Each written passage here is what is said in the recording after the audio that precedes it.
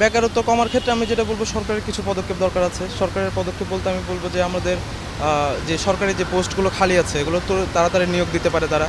তারপর আমাদের দেশের বাইরে বিভিন্ন ধরনের কর্মসংস্থানের সৃষ্টি করতে পারে। আমাদের দেশের মধ্যে অনেক ধরনের কর্মসংস্থান সৃষ্টি করা যায়। তো এইটার আসলে বেকারত্ব কমানোর ক্ষেত্রে আমি বলবো যে সরকারের পদক্ষেপ খুব দরকার।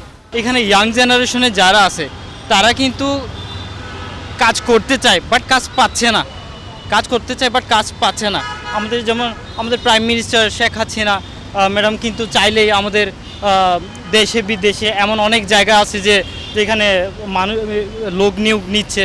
হ্যাঁ, সেক্ষেত্রে আমি যদি বলি যে আমাদের প্রাইম মিনিস্টার যদি এরকম ইয়াং জেনারেশন যারা আছে তাদেরকে যদি বাইরে এরকম স্টুডেন্টের বাইরে যারা আছে বেকারত্ব মানুষ যেগুলো আছে তাদেরকে যদি কোনো একটা ব্যবস্থা বলতে যে টাকা পয়সা দিয়ে সব কিছু করে দিবে এমন না, তাদেরকে হয়তো বিদেশে কোনো জায়গা কোনো জবের পোস্ট খালি আছে বা কোনো নিয়োগ নিচ্ছে, সেক্ষেত্রে আমি বলবো যে সেটা যদি একটা সরকারি মাধ্যমে হয়, সেটা আমাদের প্রাইম মিনিস্টারের মাধ্যমে যদি হয়, জিনিসটা আসলে খুবই সুন্দর হবে এবং বেকারত্ব দিন দিন বাড়ছে। বাজার থেকে এখন আগে তো আমরা 200 টাকা 300 টাকা নিয়ে ব্যাগ ভরে বাজার করতে পারি, এখন 2000 টাকা নিলে বাজার করতে পারি না। কিন্তু জিনিসের দাম দিন দিন বাড়ে, কমে না। যেটা বাড়ে বাংলাদেশে সবসময় বাড়ার থাকে, কিন্তু কমার থাকে না। আসলে তো মাসের শেষে যে বেতন পাই আমরা, তা দিয়ে তো একটু হিমশিম খাইতে হয়। ছেলের লেখাপড়া আছে, মেয়ের স্কুল লেখাপড়া আছে, ছেলের ভার্সিটিতে পড়ে সেটা লেখাপড়া আছে, তারপরে চাউল ডাউল কিনে আমরা তো আর আমরা একটা করতে পারতেছি না। ভবিষ্যতের জন্য আমাদের কিছু নাই। সরকার আর স্বাধীনতার সপক্ষের সরকার, মুক্তিযোদ্ধার সপক্ষের সরকার, এটা যদি সিন্ডিকেট সরকার যদি নিজের নিয়ন্ত্রণে নিতে পারে, তাহলে সরকার আপনাকে বলি এই সমফলনাতে আর থাকবে না। এরকম বিদ্যুৎ যদি অচিরে ডেভেলপ না করা হয়, মানুষ একদম ডুম হয়ে যাবে।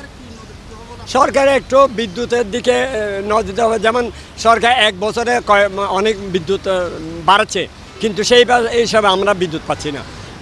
এখন ওই বিদ্যুতের ডেভেলপমেন্ট করতে হবে, আরও একটু যদি বাড়ানো হয় বিদ্যুতের ক্যাপাসিটি, ওটা মানে সরকারকে ওটা আমরা অনুরোধ করবো যে যাতে বিদ্যুতে আরও একটু ডেভেলপ করে আমাদের বাচ্চারা লেখাপড়া করতে পারে, আমরা স্বাভাবিক জীবনযাপন করতে পারি, আমাদের কষ্টটা একটু লাঘব হলো, ওইটাই আমাদের সরকারের কাছে নিবেদন। ওইটা লোডশেডিংয়ের কারণে আমাদের নানান ধরনের সমস্যা, যেমনিতে গরম সেমনিতে আমরা যে বেশি এই লোডশেডিংয়ের কারণে বেশি সমস্যা আছে আমাদের বাচ্চারা লেখাপড়া করতেছে না। এই লোডশেডিংয়ের কারণে তারা বাইরে গিয়ে মোবাইল প্রতি বিভিন্ন আশ্রয় দেখছে, লেখাপড়া বিভিন্ন বিঘ্ন করতেছে। সরকার এই বিদ্যুতের বেশি নজর দিকে, যাতে বাচ্চারা ঘরে থাকে, পরিবেশ ঠান্ডা থাকে, বাসায় বসে লেখাপড়া করতে পারে, সেই আবেদন সরকারের কাছে।